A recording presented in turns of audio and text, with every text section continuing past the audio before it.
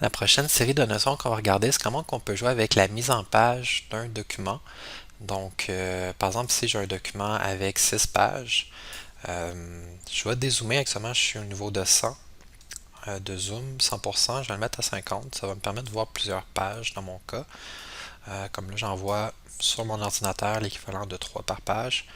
Donc, si je souhaite, je pourrais faire en sorte que pour mes différentes pages dans mon document, les marges soient différentes. Donc, par défaut, on voit que mes feuilles, l'équivalent de mes feuilles, il y a une certaine espace qui n'est pas utilisé. Fait que la marge de gauche, la marge de droite, la marge du haut et la marge du bas.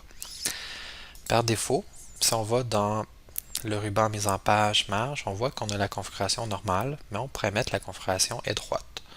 Par exemple, si on met étroite, mais il va y avoir des marges beaucoup plus petites. On voit que pour le haut, ça devient 1,27 versus avant c'était 2,54. Si je prends étroite, ça donne ça ici. Je peux rentrer plus de contenu, mais ça fait peut-être moins beau dans mon cas pour l'impression. Je préfère un CTRL Z pour revenir en arrière. Et maintenant, je pourrais laisser d'autres valeurs.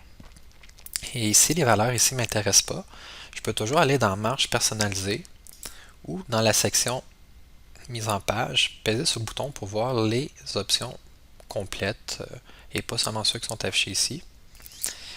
Et les deux manières mènent à la même fenêtre, la fenêtre de mise en page, et vous allez tomber sur l'onglet marge. Dans l'onglet marge, tu peux indiquer ta propre valeur en centimètres pour la marge du haut, de gauche, du bas puis de droite. Fait que si tu n'aimes pas les valeurs, ou si par exemple dans un exercice ou un examen, on te dirait ça doit avoir tant de hauteur la marge, mais il faut que tu ailles à travers cette interface-ci. Tu peux également changer l'orientation, comme actuellement les pages documents sont en portrait, mais on pourrait les mettre en paysage, comme ça ici, puis faire OK. Puis là, ben, tout mon document maintenant ont des pages avec l'orientation paysage. Je vais faire un CTRL Z pour annuler. Je pourrais changer la taille. Donc, par exemple, sur les imprimantes standards, le format lettre va bien aller.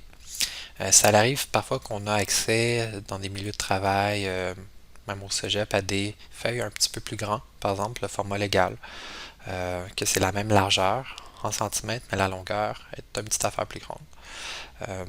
Et si tu te trouves dans d'autres pays, ben, comme la France ou tout ça, parfois c'est d'autres formats de papier qui peuvent être utilisés, comme le A4, etc. Fait qu'on peut choisir notre format de papier ici, et encore une fois, on pourrait même dire on veut une taille de papier précise, fait que autre taille de papier, et on pourrait spécifier en centimètres la hauteur, largeur. Encore une fois, ça c'est un onglet papier qui est accessible si je ferme cette fenêtre-là en pesant sur le bouton pour voir les options complètes en allant dans l'onglet papier. Et c'est ça. Une autre chose qu'on va regarder, à part la taille qu'on pourrait changer, ben, je vais donner un exemple parce que là, je ne l'ai pas fait. Donc, je vais mettre la taille, je vais le mettre en légal, fait que format de papier un peu plus grand. On voit même que visuellement, ça agrandit un peu les pages qui sont affichées dans le mode page. Fait que là, actuellement, on est dans le mode page, fait que le contour, tout ça, c'est adapté en conséquence. Fait que là, je vais le remettre euh, en lettres, puis là, on voit que ça vient de rapetisser. Donc, la dernière petite notion qu'on va regarder ici, c'est comment faire en sorte de pouvoir prendre du contenu à l'intérieur d'une page puis le fractionner en plusieurs colonnes. Donc, si par exemple, je me trouve ici à la fin, donc ma 6e page, où c'est marqué un petit message sympathique, prenons ces deux paragraphes-là ici, sélectionnons-les, puis on va essayer de faire en sorte que ça soit affiché comme sur deux colonnes. Comme une première colonne, ce serait ça, et une autre colonne, ce serait ça. Ça, on pourrait le faire avec colonne ici, puis on pourrait dire on veut segmenter ça en deux. Puis tadam! Qu'est-ce qu'il vient de faire? Puis en même temps, on voit, c'est marqué saut de section continu. Puis là, on ne le voit pas, mais c'est marqué saut de section fin. Donc ça, il est allé faire en sorte qu'il y ait une configuration précise pour cette petite section-là, qui ne génère pas de saut de page, dans laquelle tout le contenu va être affiché sur deux colonnes. Donc, c'est ça. Puis on pourrait le changer, on pourrait le remettre à 1. On pourrait le mettre à 3, etc. Il n'y a pas de problème. Donc, on va reparler des sauts de section dans vraiment pas long, cause que notre prochaine notion qu'on va aborder, attendez, on va juste le remettre en deux colonnes.